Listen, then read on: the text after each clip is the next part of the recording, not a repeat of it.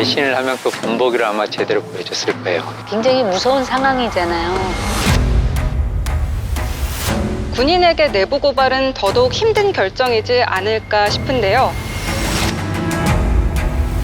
대단하시지만 저는 못하겠다. 얘기할수록 저의 비겁함이 소름이 끼치는 사건인 것 같아요. 이걸 지금에서라도 알아서 다행이다라는 생각이 들기도 해요.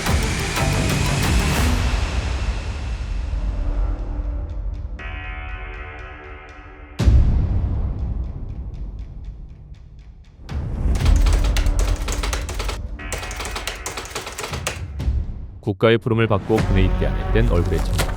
누구도 알아서는 안 될 엄청난 진실과 마주하게 됩니다.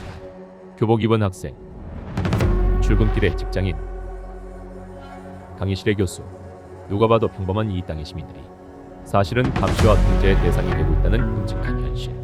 그들의 일상은 군 정보기관에 의해 조용히, 그러나 치밀하게 감시되고 있었습니다. 차라리 몰랐으면 좋으려나.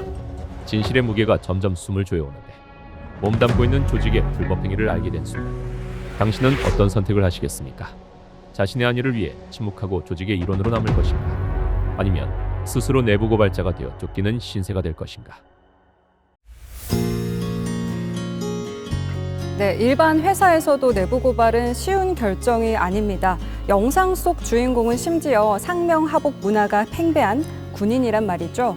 군인에게 내부 고발은 더더욱 힘든 결정이지 않을까 싶은데요. 어떻게 생각하시나요? 사실 요즘에 그런 밸런스 게임 되게 유행하잖아요. 맞아요. 아는 게 힘이다, 모르는 게 약이다. 전 정말 모르는 게 약이라고 생각하는 사람이라서 네. 아까 영상을 보는데 정말 몰랐으면 좋았으련만 맞아요. 이 멘트가 너무 저한테 공감이 되는 거예요. 저도요, 그래서 맞습니다.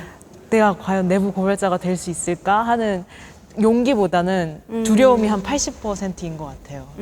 제가 저 상황이면은 가만히 있을 것 같아요. 네, 가만히 있으면 중간은 가니까 모르는 척을 해야죠 이제. 저 같은 경우도 자꾸 얘기할수록 저의 비겁함이 좀 많이 드러나는 것 같은데요. 저도 그럴 것 같아요. 더구나 군이라는 데는 상관이 하라는 대로만 따라야 된다는 걸 알고 있잖아요. 군이라는 특수성에 대해서 좀 저는 집중이 좀 많이 돼서 그냥 끌려갔다시피 이제 군대를 갔다 보니까 그냥 이곳에서 잘 지내고 빨리 나가고 싶다라는 게 저는 그게 큰 목표였었어서 내부 고발에 대한 생각을 쉽게 하지 못할 것 같다는 생각이 들었습니다. 군 복무 기간도 잘못되면 늘어날 수도 있고 또 어떤 징계를 받을 수도 있는 위험한 상황이니까요. 일반 사회라면은 내부 고발자가 될 수도 있을 것 같아요. 네. 일반 사회면. 근데 군이라는 거는 좀 특수성이 있고 계란으로 바위치기 될 수도 있고 그러다 보니까 군에서는 내부 고발자라는 게 쉽게 할 수 있을 것 같지는 않아요. 저도 아들을 둔 입장으로서 군인이라면 어린 나이고 너무 압박과 공포를 견뎠을 걸 생각하면 좀 마음이 너무 아플 것 같습니다. 만약에 이게 진짜 내부 고발을 해서 이게 먹힌다라는 절대적인 명제가 딸려온다면 그래도 조금은 전역을 하고 일단 나와서 얘기를 안전한 하는 상황에서. 된다면 그래도 한 번은 저질러 볼 수 있지 않을까라는 생각이 조금은. 네, 이제 상황이 예측을 할 수 없는 상황이다 보니까 더 큰 용기가 필요하겠죠. 지난 12월 3일 사태 때도 마찬가지 아니었을까요? 그때도 군인분들의 행동이 SNS상에 많이 퍼지면서 좀 국민들의 가슴을 울리기도 했었는데요. 죄송하다고 인사를 하는 영상도 있었고요. 그들이 순응하지 않고 명령에 불복하는 모습을 보였었습니다. 그런 부분에 대해서도 내부 고발까지는 아니지만 할 수 있는 최선의 선택을 한 거라고 보거든요. 그때 당시에 군인분들이 자기의 겪었던 일들을 후기로 이렇게 쓴 걸 보면은 차마 시민들의 눈을 마주 봤을 때 자기가 그런 행동을 할 수 없었다. 그래서 자기 양심에 찔려서 그런 행동을 아예 못했다라는 후기도 많이 들었었거든요. 네. 그래서 저도 지금 와서 이렇게 말씀해 주신 거 듣고 하면 생각을 해보니까 내가 과연 양심에 어긋나는 행동을 할 수 있을까라는 생각도 갑자기 들긴 하는 것 같아요.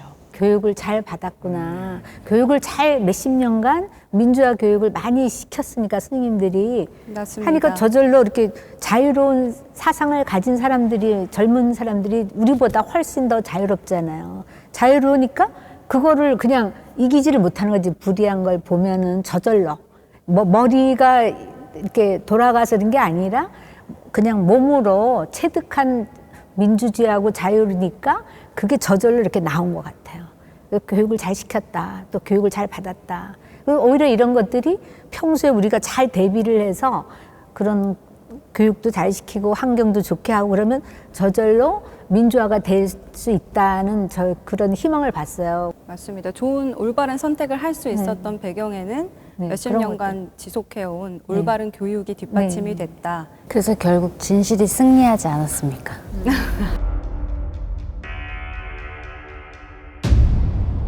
1990년 대한민국 국군보안사령부. 앳된 얼굴의 병사는 국가의 가장 은밀한 기록과 마주하고 있었습니다. 처음엔 의미를 알 수 없던 암호와 같은 정보로. 하지만 그 기록이 자신이 지켜야 할 국민들을 향한 감시의 족쇄임을 깨닫는 데는 오랜 시간이 걸리지 않았습니다. 작전명 청명. 비상계엄 시 민주화 인사들을 예비 검속하기 위한 군의 비밀 작전은 정계, 종교계, 학계, 노동계 등 사회 각계각층의 인사 1,300여 명을 군이 보호할 국민이 아닌 제거해야 할 적으로 규정하고 있었습니다. 진실을 외면하면 자신의 안전은 지킬 수 있겠지만 무고한 시민들은 평생 고통받고 민주주의가 근본적으로 파괴되는 상황. 1990년 9월 23일 새벽 양심과 현실 사이에서 고년 동안 그는 수십 장의 플로피 디스켓과 서류 뭉치를 품에 안고 철조망을 넘었습니다. 한 병사의 양심 선언은 대한민국을 뒤흔들었습니다. 군의 정치 개입과 민간인 사찰이라는 추악한 진실이 만천하에 드러났고 대통령은 국민 앞에 고개 숙여야 했습니다. 또한 군이 민간인을 감시하고 정치에 개입하는 행위가 제약을 받게 되었습니다.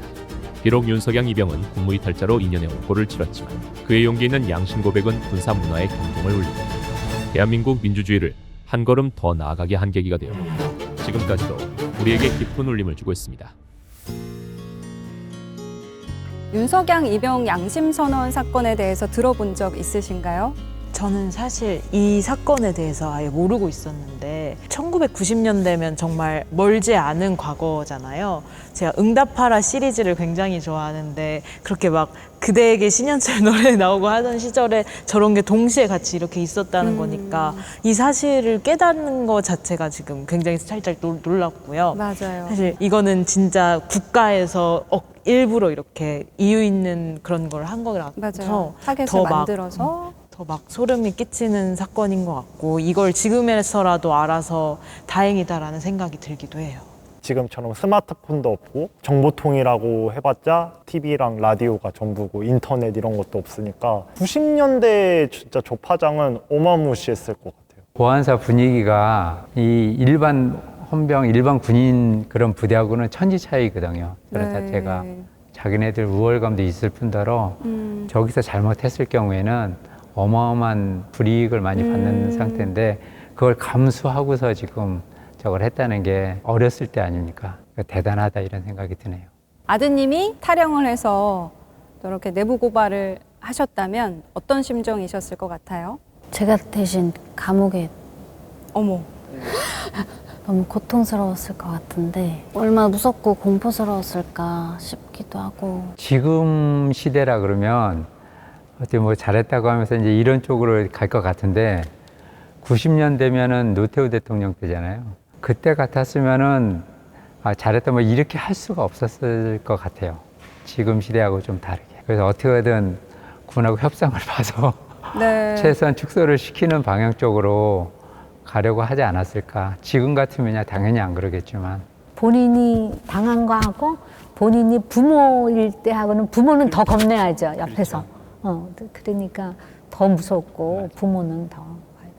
근데 그분이 가지고 나온 거기에 우리 남편의 그 이름이 그 가운데 있었어요. 감시 대상, 이제 뭐 요주 인물이라는 건 알았지만 거기까지 번호 찍혀가지고 그것까지 되는 거는 깜짝 놀랐죠. 거기에는 뭐 범죄자 취급하지 뭐 일부러 뭐 이렇게 계획을 짜서 한 것처럼 누구의 지시를 받은 것처럼 하여튼 좀 나쁘게 무섭게 이렇게 써 있더라고요. 이 양반은 그냥 자기가 있는 자리에서 그냥 최선을 다해서 한 것일 뿐인데 아주 그냥 좀 나쁜 사람처럼 이렇게 맞게 써 있더라고요. 그래서 이게 정말 실화인가요? 네, 실화 이름이 딱 나왔더라고요. 안전에는 문제가 없으셨던 거죠? 근데 원래는 위협은 좀 받았다 그래요. 그걸 얘기를 안 하고 얘기를 안 했을 뿐이지 위협을 좀 받고 그리고 또 당한 것도 많이 있죠. 정말 일반 시민이셨을 텐데 그 당시 어떤 상황들이 있었을 때 자기가 진심으로 그 사건을 대하고 거기에 맞게 행동을 하려고 했으니까 이제 그런 일을 한 건데 거기에는 이제 일종의 범죄자 취급으로 해가지고 이렇게 돼 있고 기록에 올랐다는 게 좀 무섭잖아요. 네. 민간인 사찰에 네, 민간인 사찰이 또 실제 올랐다고 경험을 그러니까. 하신 그래서 집에서도 분이시네요. 경찰이 이제 가끔 이제 전화도 오고 뭐 보안사나 그런 안기부 뭐 그런 쪽에서 전화도 왔다고. 경찰서에서 전화 오고 보안사에서 전화 왔을 때 얼마나 무서웠을까. 네, 그렇죠. 너무 아주 고압적이에요. 아무것도 아닌데 뭐 막 이렇게 해대면서 막 그러니까 민간 사찰이라는 게 실제로 많은 분들에게 퍼져 있었다는 거네요. 그렇죠. 그리고 저한테도 전화가 한 번 왔어요. 막 그 경찰서에서 좀 무섭게 막 해가지고 저는 네 이렇게 했는데 옆에서 그래도 남편이 뺏어가지고 이제 막 뭐라 그랬어. 해대니까 그 다음엔 전화가 안 오더라고요. 근데 그런 전화를 여러 번 본인도 받았고 한 번이 아니니까 대처를 했다고 그러더라고요. 네, 어려운 말씀을 또 마음을 먹고 꺼내주셔서 감사합니다.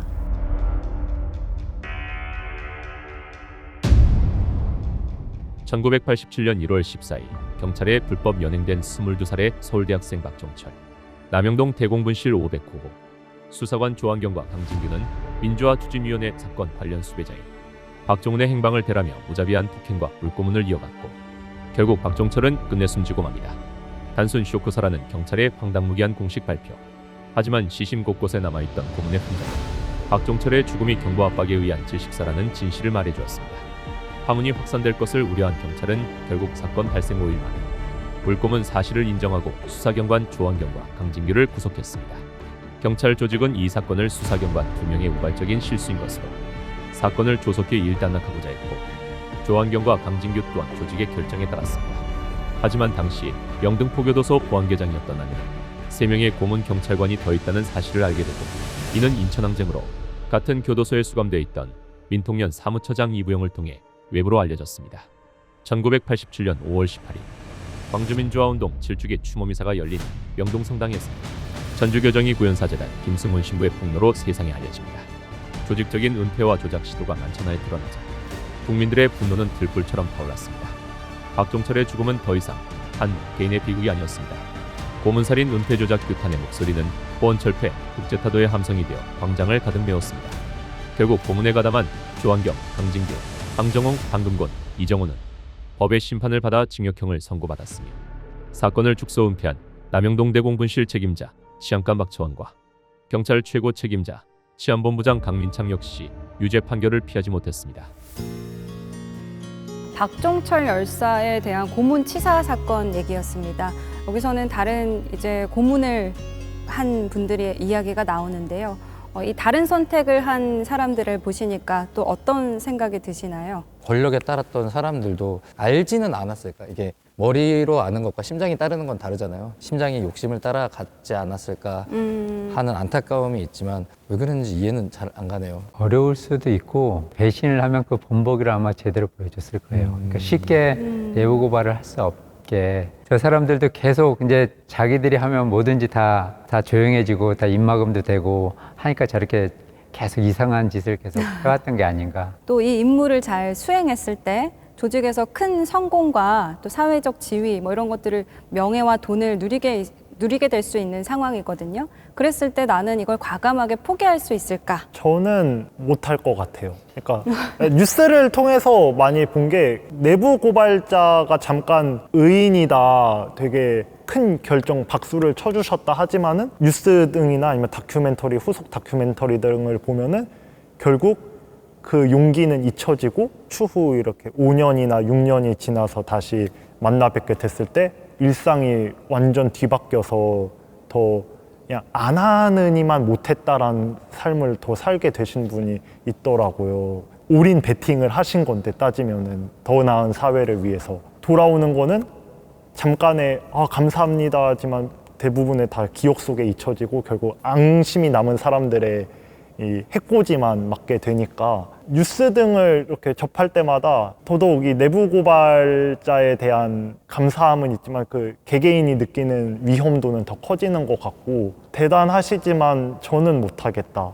특히나 저는 약간 선생님이나 아니면 선배님들이 저한테 하는 말을 그게 맞는 말이구나 라고 생각하면서 듣는 사람인데, 특히나 군대에서는 더 상관의 그쵸. 말이면은 더 이게 옳은 말이구나 생각을 할 것 같아요.